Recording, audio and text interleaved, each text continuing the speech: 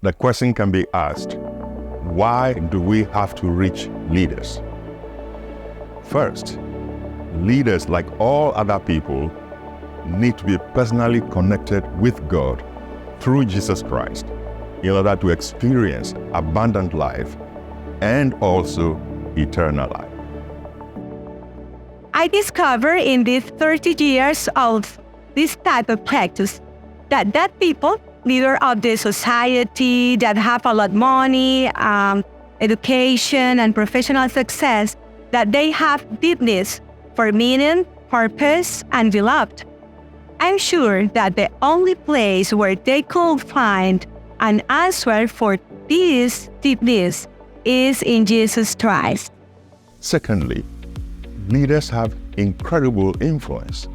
They make decisions, they come up with policies that impact the lives of many other people. Leading figures in the world of culture are also influencers. Because art touches hearts and shapes mindsets, we need to reach people who have influence in their field. Me becoming part of the law domain in leader strategies has been very, very beneficial to me, because every time I go outside, I feel like I am a representative of Christ. Okay, I am saved, so I'm able to share with the other lawyers. Thirdly, leaders know how to make things happen. That's what leadership is all about. So they are where they are because they have been successful in knowing how to turn ideas into realities. It's been a humbling opportunity and experience, rather, to know that God, the Lord of the universe, can actually use someone like me. And what I have learned is that God does not use special vessels, but uses available vessels. Fourthly, leaders have the resources to sponsor the things that they consider to be priorities. Because of that, leader strategies is focusing on engaging more leaders so that they can utilize their leadership, their influence, their finances, and expertise to help accelerate the fulfillment of the Great Commission. Their leadership, this is talking about the leadership opportunities they have because of their positions. Their influence is referring to their relational capital. Their finances, of course, money, and expertise, the various skills that they have acquired, experiences that they have acquired over their lifetime through their educations and engagements and what have you.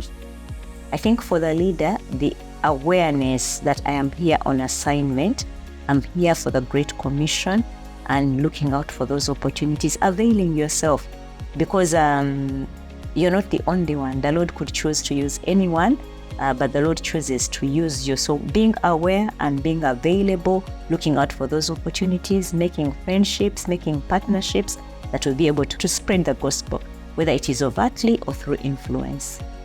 In all of our lives, there are defining moments. And one of the most defining moments in my life was when I was around Dr. Bill Bright, and he challenged me to the idea of giving $1 million to the fulfillment of the Great Commission. Now, I was a young man. I didn't have $1 million at the time. I was working in a profession. I was a commodity trader, literally a lumber trader. Today, we're about a $100 million a year company, and that's probably just one of about 5 different companies that we own. And if I look back now, we have probably generated over $5 million that we've been able to give.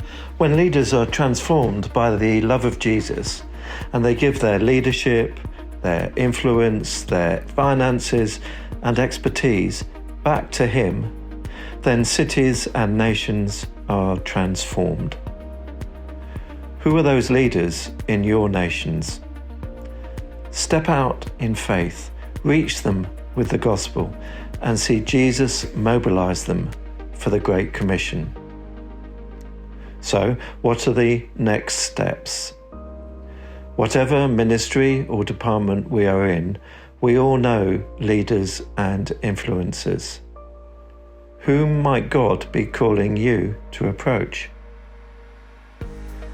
Let's all seek the Lord, and then, directed by and filled with a spirit of boldness, go and reach the leaders and influencers of our nations, of our cities, of our campuses, and reach them for Christ.